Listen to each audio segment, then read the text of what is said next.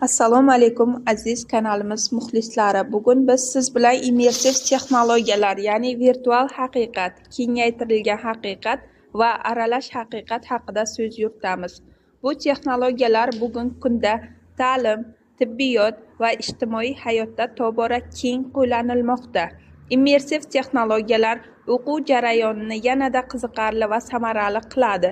Masalan, talaba VR ko'zoynak orqali o'zini tarixiy joylarda, kimyoviy laboratoriyalarda yoki biologik organizm ichida his qilishi mumkin.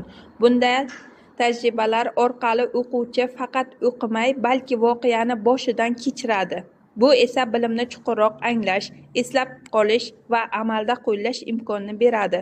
O'qituvchilar uchun esa bu jarayonni jonlantirish va har bir talabaga individual yondashish imkonidir.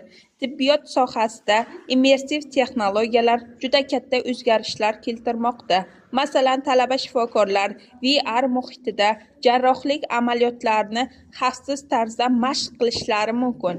Bu tajribalar ularning haqiqiy amaliyotga tayyor bo'lishiga yordam beradi. Bundan tashqari, VR texnologiyalari bemorlarni reabilitatsiya jarayonida, og'riqni kamaytirishda yoki stressni yengishda ham qo'llaniladi.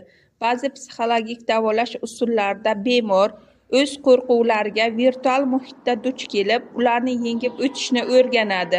Bu esa sog'lom turmushga qaytishda katta yordam beradi. Bugungi kunda immersiv texnologiyalar odamlar o'rtasidagi aloqani ham o'zgartirmoqda.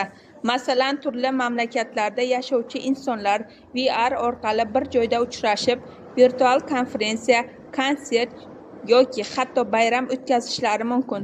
Bu texnologiyalar chekka hududlarda yashovchi yoki nogironligi bo'lgan shaxslar uchun ham katta imkoniyat yaratadi.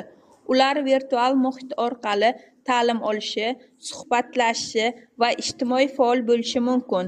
Shuningdek, madaniyat va san'at sohasida ham immersiv tajribalar kengaymoqda. Masalan, virtual muzeylar yoki tarixiy joylarga onlayn sayohatlar orqali.